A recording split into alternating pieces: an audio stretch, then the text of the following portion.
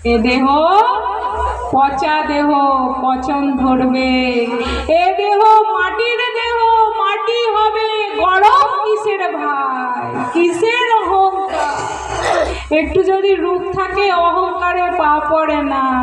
একটু যদি প্রতিপত্তি আসে, যদি একটু ধন সম্পত্তি অর্জন করে ফেলেন, সাধারণ মানুষকে মানুষ বলে জ্ঞান করি না।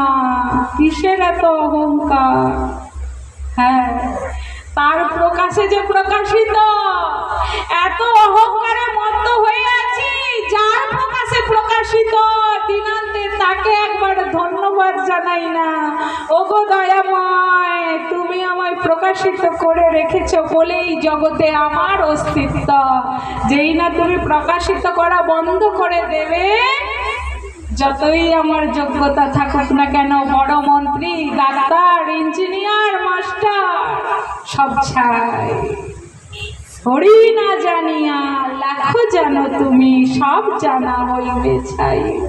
যতই ডিগ্রি অর্জন করে নাও না কেন, যদি কৃষ্ণ ভজন না করো, যদি কৃষ্ণকে না জানো, সবই ছাই ভস্মের সঙ্গে তুলনা করা হয়েছে। তাই রে জি, কৃষ্ণ নাম করো, কৃষ্ণ চরণ আশ্রয় করো। তাহলে দুটো রূপের কথা জানলাম, সৎ, চিৎ।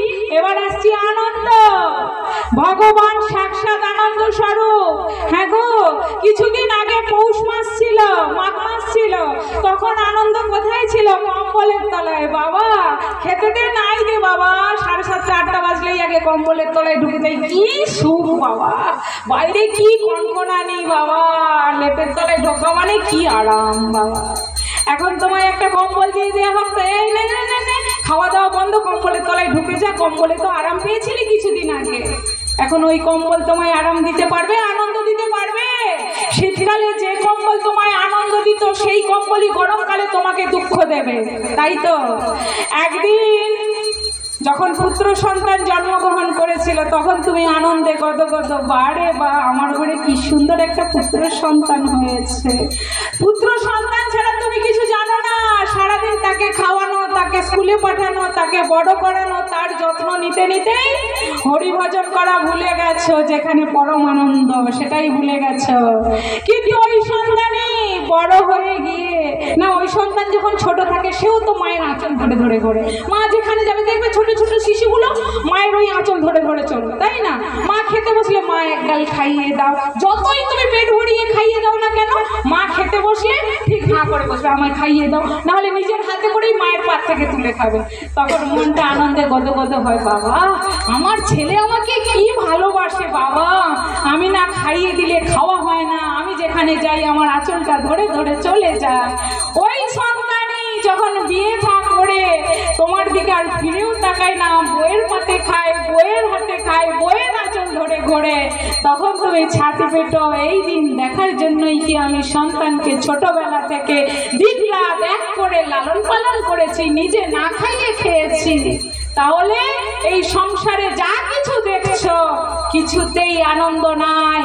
যেমন সুখের পর দুঃখ আসে, যেমন দিনের পর রাত হয়, তদ্রূপ এই সংসারে যা কিছুতে আজ আনন্দ পাচ্ছ, কাল কিন্তু সেই আনন্দই তোমার দুঃখের কারণ হয়ে দাঁড়াবে। একমাত্র যদি হরিভজন করো, আজ জানা আনন্দ পাচ্ছ, যত দিন যাবে, যত ভেতর তত্ত্বের মধ্যে প্রবেশ করবে, দিন দিন তুমি আরো আত্মানন্দ অনুভব করবে। তাই কোন আনন্দের সন্ধান করতে হবে? এই সংসারে জাগতিক আনন্দ না সেই পারমার্থিক আনন্দ? এবার নিজেরা বিচার করবেন, আমি দৃষ্টান্ত দেব, সিদ্ধান্ত আপনাদেরকেই নিতে হবে। তাই ভগবানের এই তিনটি রূপ, সৎ, চিৎ আর আনন্দ, সচিদানন্দ। এবার জেনে নিই ভগবানের কাজটা কি। সচিদানন্দ রূপায় বিশ্ব উৎপত্তি হে তবে। ভগবানের কাজ কি? বিশ্ব উৎপত্তি, বিশ্বের উৎপত্তি করা, বিশ্বের স্থিতি করা এবং বিশ্বকে নাশ করা, এই তিনটি কাজ ভগবান করেন। এবার বলছে, আমরা তো কলির জীব, আমরা একটু বেশি লাভ ক্ষতি হিসাব করি।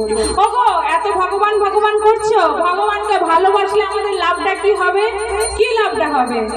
ওগো বলছে, ভগবানের যদি শরণাগতি নাও, ভগবানকে যদি ভালোবাসো,